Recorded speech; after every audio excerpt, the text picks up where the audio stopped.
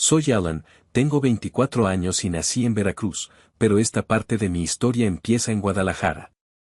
Llegué hace apenas unas semanas, cargando más dudas que maletas, con la promesa de un trabajo freelance que se cayó antes de empezar y un sofá prestado en Chapalita como única certeza. Ese sillón no era mío, pero durante un tiempo fue lo más parecido a un hogar. Me estaba quedando en el departamento de Iván, un amigo de la prepa que estudiaba arquitectura en el CUAD. El depa era chico, pero acogedor, con esas luces cálidas de foco desnudo y olor a café recalentado. El sillón, sin embargo, era más simbólico que cómodo, de vinil verde oscuro, rechinaba al mínimo movimiento y se hundía justo donde uno más necesitaba soporte. Pero yo estaba agradecido. Era eso o volver. La primera vez que vi a la mamá de Iván fue una tarde, cuando regresaba con las bolsas del súper. Yo estaba medio dormido, desparramado en el sillón, cuando la puerta se abrió con ese clic suave y ella entró como si el aire cambiara con ella. Ropa cómoda, cabello recogido a la ligera, mirada directa. No hizo pausa. Me sonrió con calma y dijo, «Tú debes ser Alan, ¿verdad?» Me incorporé como pude, sintiéndome fuera de lugar. «Sí, mucho gusto. Soy Rebeca, la mamá de Iván», dijo, dejando las bolsas sobre la barra. «¿Ya probaste el café de olla que hago?»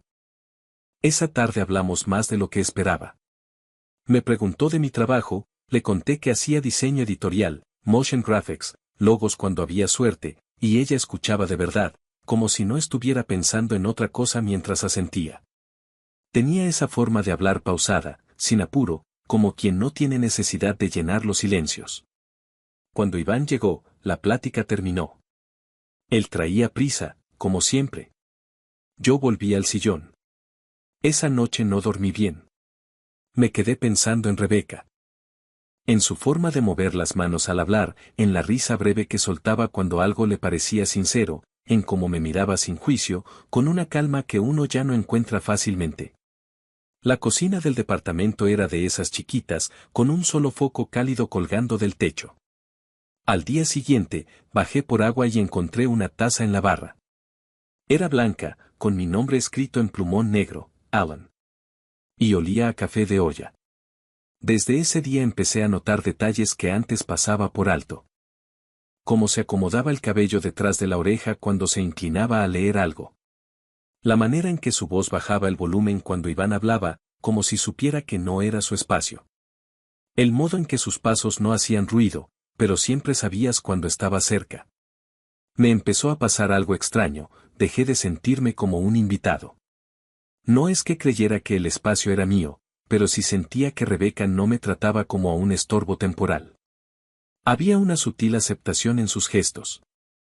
Una noche, mientras ella lavaba trastes y yo fingía revisar correos, Iván entró hablando de sus planos.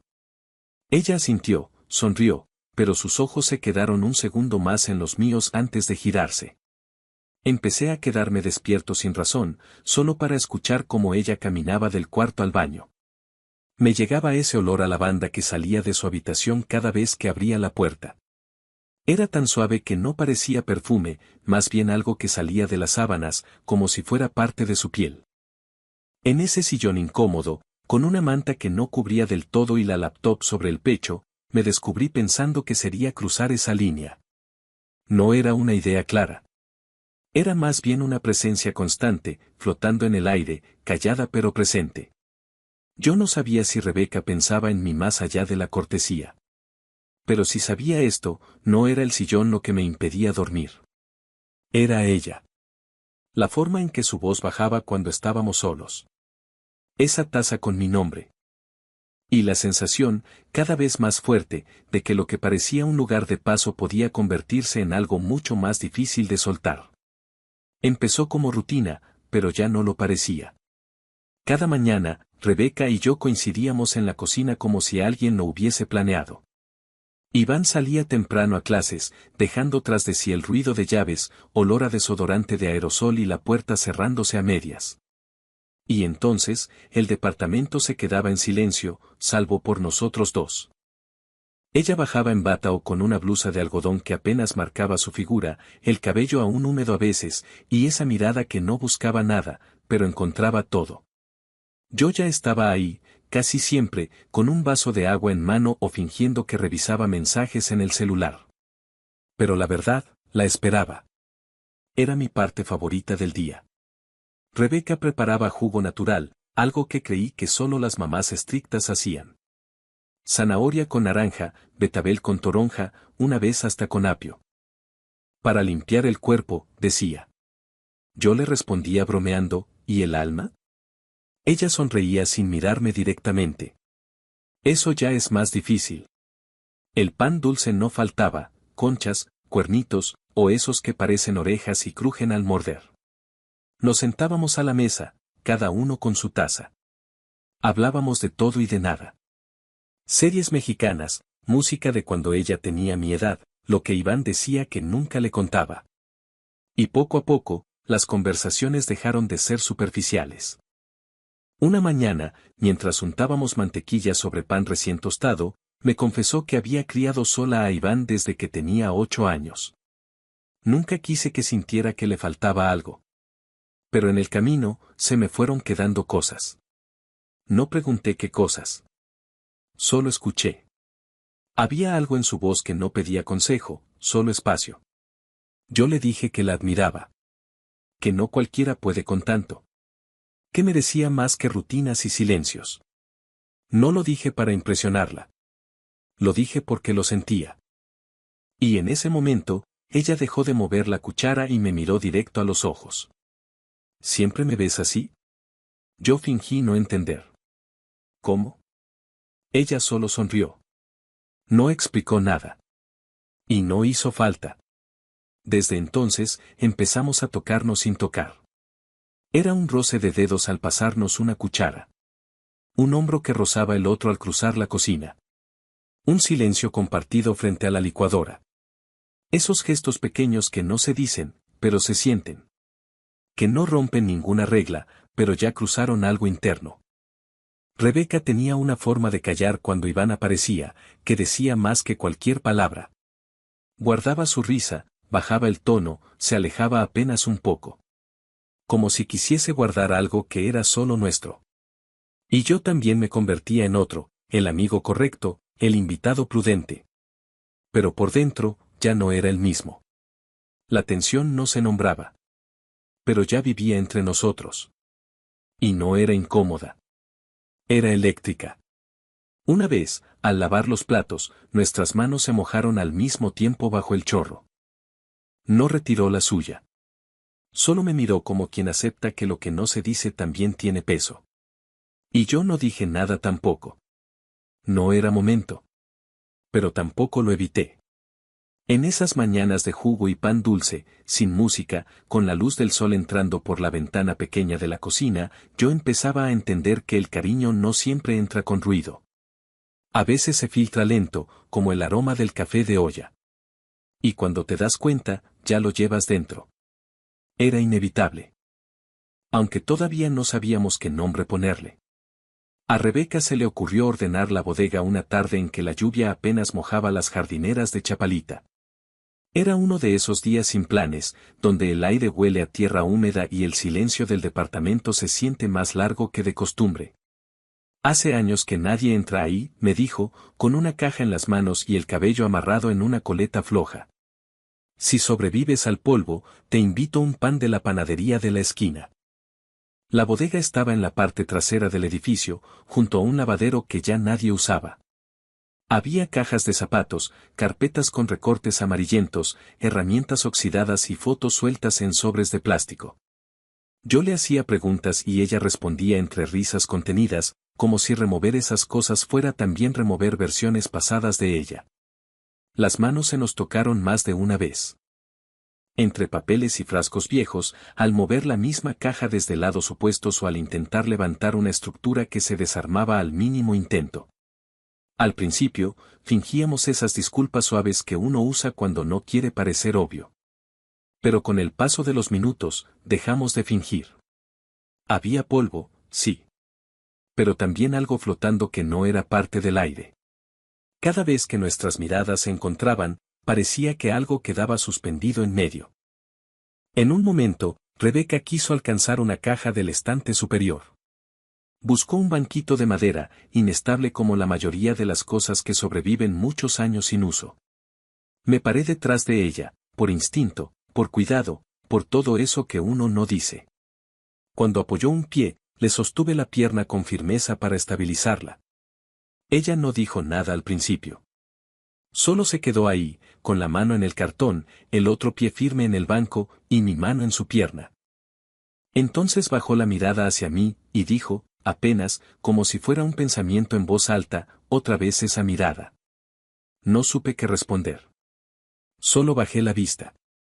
Pero no me moví. Y ella tampoco. Esa noche no me dormí temprano.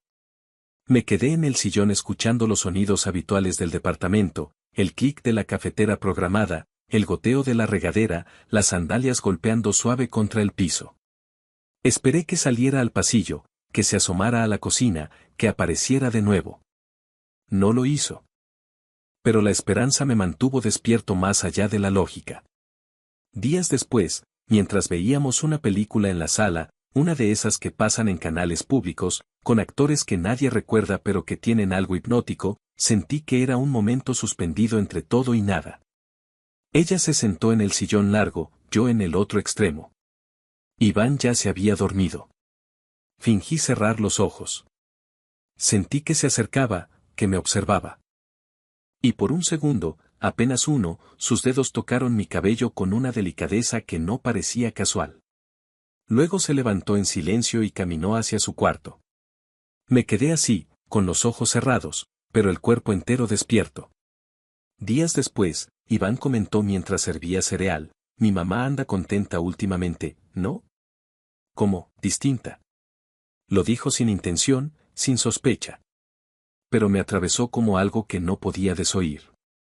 Cuando Rebeca y yo nos cruzamos esa mañana, fue como si ambos hubiéramos escuchado la misma música en distinta habitación. Nos miramos como si no supiéramos qué hacer con esa verdad que ya se escurría por todos los rincones. Porque lo que estaba pasando, o lo que aún no pasaba, pero estaba cerca, no tenía nombre. Pero sí peso. Un peso suave, sutil, como una promesa que aún no se dice, pero ya se siente real. Y aunque nadie más parecía notarlo, para nosotros ya era inevitable. El viernes por la tarde, Iván hizo su maleta con una mezcla de entusiasmo y prisa. Se iba a un retiro de arquitectura en Tapalpa, 3 días con maquetas, bocetos y cerveza artesanal. No sé si regrese más cansado o más inspirado, dijo riendo. Rebeca lo abrazó en la puerta con esa mezcla de madre protectora y mujer acostumbrada a despedidas breves. Cuando se fue, el departamento se quedó en silencio. No el silencio del mediodía, ni el que sigue a la rutina. Este era otro. Más largo. Más denso. Como si algo estuviera esperando. Rebeca salió de su cuarto una hora después con una blusa color vino y el cabello suelto, ligeramente ondulado. Había puesto música bajita, de esa que apenas se escucha pero llena el espacio, un disco viejo de Eugenia León. En la cocina, el aroma lo explicó todo. ¿Te gustan las enchiladas suizas? Preguntó sin girarse, mientras freía tortillas en una sartén de hierro. Son mi debilidad, respondí, y lo eran. Pero esa noche, no sabía si hablábamos de comida o de algo más. Comimos en la mesa pequeña del comedor, las piernas más cerca de lo normal. Ninguno lo dijo. Ninguno lo evitó. El vino rojo estaba más frío de lo habitual, pero el ambiente no. Rebeca hablaba poco. Yo también. El lenguaje se volvió otro, el sonido del tenedor contra el plato, el roce leve de nuestras rodillas, el silencio que se prolongaba sin incomodar. A veces la miraba de reojo y ella me sostenía la mirada, pero sin presionarme, sin invitarme. Solo estaba ahí. Después lavamos los platos juntos, sin apurarnos. Su mano mojada rozó la mía más de una vez. Ya no parecía accidente. Nos sentamos en el sofá, la misma película que otras veces, pero nadie la estaba viendo. Yo la observaba de perfil. Ella jugaba con la copa entre los dedos. Te pienso más de lo que debería, le dije, sin medir. Ella no respondió. Solo tomó otro trago de vino y dejó la copa sobre la mesa. Pasaron unos segundos, o tal vez minutos. Entonces me miró. ¿Y si sí? Me tomó por sorpresa. Entonces no hay vuelta atrás, dije. Nos quedamos así, quietos, a medio metro de distancia. Hasta que ella se acercó despacio, sin drama. Apoyó su mano en mi pierna, firme, sin temblar. Nos miramos largo, como si estuviéramos leyendo la historia entera antes de abrir el primer capítulo. El beso fue lento. No hubo prisa. No hubo duda. Era una caricia contenida desde hace semanas. Fue respeto. Fue hambre. Fue certeza. No dijimos nada más. Esa noche, el sillón no fue mi cama. Su habitación, sí. No hubo secretos. Solo silencio, tacto y una promesa sin palabras. El aroma a lavanda fue más intenso que nunca. Y por primera vez, cerré los ojos sin sentirme un extraño. El lunes por la mañana Iván volvió del retiro. Llegó con polvo en los zapatos, la voz algo ronca de tanto hablar en el bosque, y una maqueta rota que culpó al mal clima. Traía energía de sobra y hablaba sin parar. Rebeca y yo, en cambio, nos movíamos con una calma ensayada. Casi coreografiada. Todo parecía normal. O casi. Yo seguía en el sillón. El mismo de siempre. Pero ya no era solo una cama improvisada. Era un punto de retorno. El sitio al que regresaba para fingir que todo seguía igual. Y ella también actuaba. Cruzábamos miradas con el cálculo exacto para que no se notara. Ni demasiado breve ni demasiado larga. El juego invisible de los que ya compartieron algo, pero no pueden decirlo en voz alta. Esa semana, Rebeca empezó a dejarme pequeñas notas escondidas. En el cajón de los cubiertos, detrás del frasco del café, en un libro que yo estaba leyendo. Eran frases simples. Pero no por eso menos elocuentes. Me gustas más cuando no hablas. Alguien dejó su mirada en mi cocina. Ojalá el reloj no supiera que miramos diferente. Yo no sabía cómo responderle, así que hacía lo mío. Escribía mensajes que no enviaba. Abría la app de notas, los redactaba con cuidado, los leía una y otra vez, como si fueran poemas. Luego los borraba. No quería dejar huellas. Pero tampoco quería dejar de escribir. Una noche, nos cruzamos en la lavandería del edificio. Era casi medianoche. El sonido de la lavadora retumbaba en el hueco de las escaleras. Ella estaba en camiseta sin mangas y pants, descalza. Yo iba por la ropa que había dejado olvidada. No dijimos nada. Solo nos miramos. Y en ese silencio había más intimidad que en 1000 palabras. Otro día, nos encontramos en la cocina a las 6 de la mañana. Ambos sin dormir del todo. El aire olía a pan tostado y al primer café. Ella tomó su taza con una mano y me ofreció otra. ¿Dormiste?, preguntó sin tono. Casi, respondí. Nos quedamos ahí, en ese limbo entre la noche y el día. Ni cercanos ni distantes.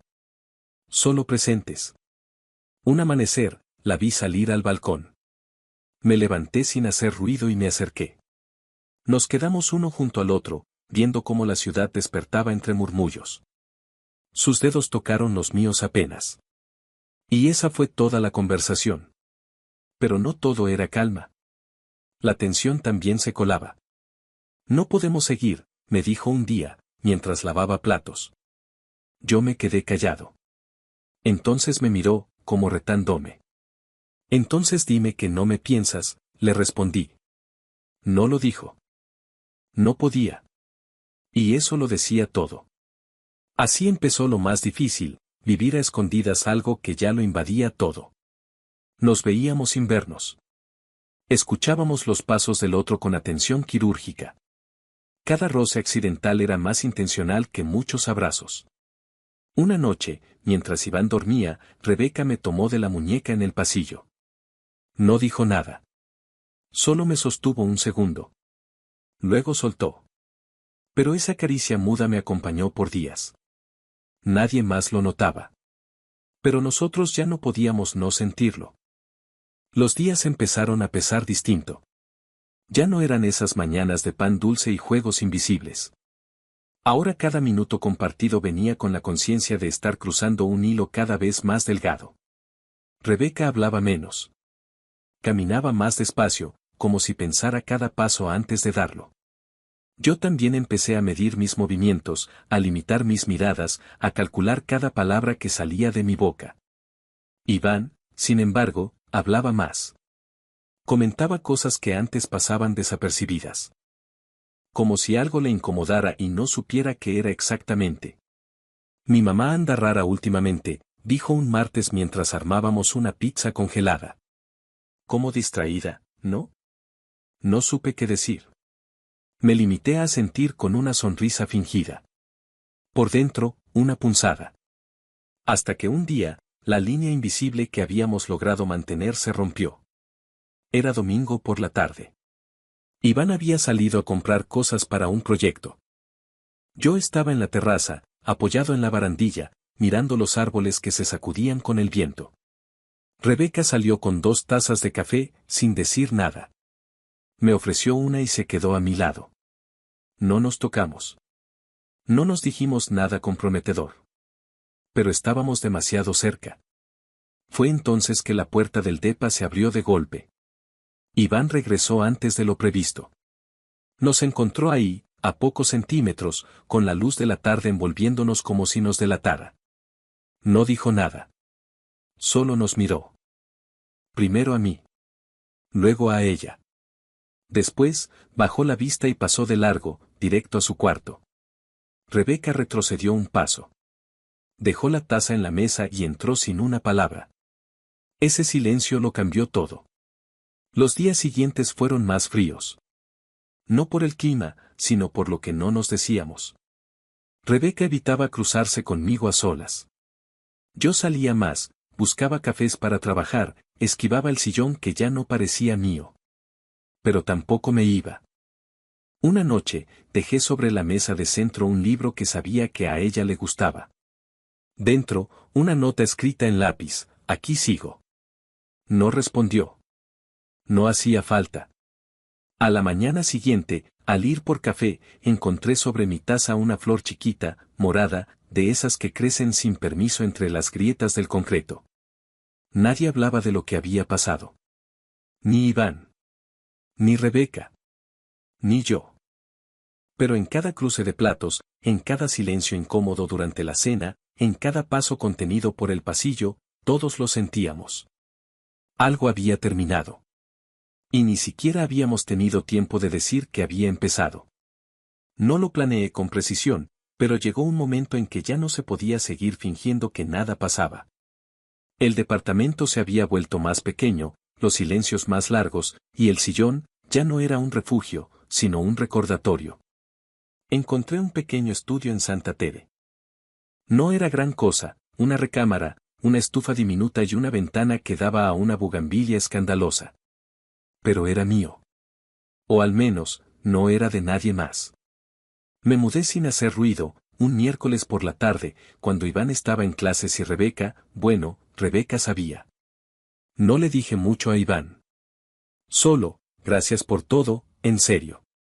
Él respondió con un gesto seco, entre confusión y distancia. No mencioné a su madre. No había forma correcta de hacerlo. Rebeca me miró desde la puerta, en silencio. No lloró, no dijo adiós. Solo se quedó ahí, con los brazos cruzados y una expresión que no supe descifrar del todo. Tristeza contenida. O tal vez resignación. Antes de irme, dejé una carta sobre la mesa del comedor.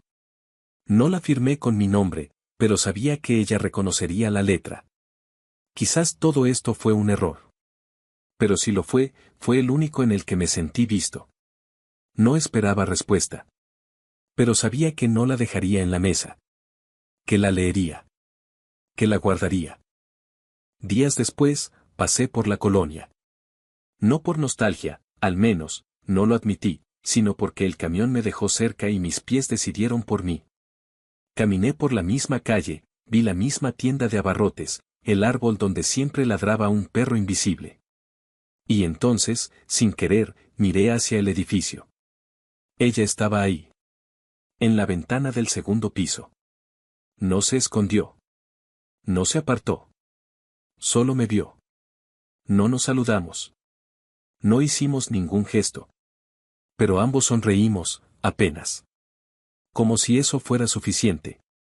Como si con esa mínima curvatura en los labios, aceptáramos lo que fue, sin intentar cambiarlo. Esa noche, en mi nuevo estudio, el silencio era otro. No más liviano, solo diferente. Ya no flotaba olor a lavanda. Ya no había una taza con mi nombre. Pero había espacio. Y dentro de ese espacio, ella seguía, aunque ya no estuviera. Porque algunas personas no se quedan en los lugares. Se quedan en los gestos, en los silencios, en los rincones más inofensivos de la memoria. Y Rebeca, sin decirlo, se quedó ahí. Guadalajara tenía otro ritmo desde que me fui de ese departamento. Las mañanas ya no empezaban con jugo fresco ni conversaciones a media voz. Ahora eran de prisa, de café soluble y de buscar buen wifi en cafés pequeños donde nadie me conocía. Conseguí más trabajo. Más clientes. Más diseño. Más movimiento. Dormía menos, pero pensaba menos también, y eso ayudaba. Me mantenía ocupado, como si no dejar espacio fuera una manera de protegerme del eco que a veces volvía sin avisar. Nunca hablé de Rebeca con nadie. Ni con amigos, ni con Iván, ni conmigo mismo en voz alta. Pero escribía. En notas del celular. En cuadernos arrugados. En servilletas. Decía cosas como los silencios tienen aroma a lavanda o a veces una taza puede decir más que un abrazo. Palabras sueltas. Fragmentos que nadie entendía del todo. Ni yo. Ella tampoco escribió. No llamó. No apareció en mi puerta. Pero no necesitaba hacerlo. Algunas personas no se ausentan, solo cambian de forma. Ella se volvió canción, olor, recuerdo. Algo que vive en los márgenes, donde ya no duele, pero tampoco se olvida. Un domingo cualquiera, ella fue al mercado. Lo supe porque alguien me la mencionó de pasada, sin saber lo que significaba para mí. Compró café veracruzano. El mismo que yo solía preparar. Lo dejó en su alacena, sin abrirlo. Solo, lo dejó ahí. Yo, esa misma tarde, escuché una canción de Silvana Estrada mientras limpiaba mi estudio. Una letra que hablaba de lo que no se nombra pero pesa. Me quedé quieto. No por nostalgia. Por reconocimiento. Por saber que había algo dentro de mí que no se había ido. Rebeca volvió a sus rutinas. Pintó una pared del departamento, cambió las cortinas, retomó clases de cerámica en un centro cultural de la colonia. Pequeños actos de renacer. O de protegerse. O ambas cosas. Yo pasé por Chapalita algunas veces. Nunca me acerqué a su calle. Pero sabía que, de algún modo, compartíamos el mismo cielo. Y eso bastaba. No nos reencontramos. No nos escribimos. No hicimos promesas. Pero en los intersticios entre lo que pasó y lo que no pudo ser, quedó algo. Un tipo de paz rara, difícil de explicar, pero real. La paz de saber que, aunque sea por un rato, alguien te vio. De verdad. Y en Guadalajara, entre el aroma del pan dulce y la humedad de la madrugada, quedó esa historia que no hizo ruido, pero dejó marca. Porque a veces, lo más fuerte no es lo que se grita. Es lo que se guarda. Y lo que se recuerda sin palabras.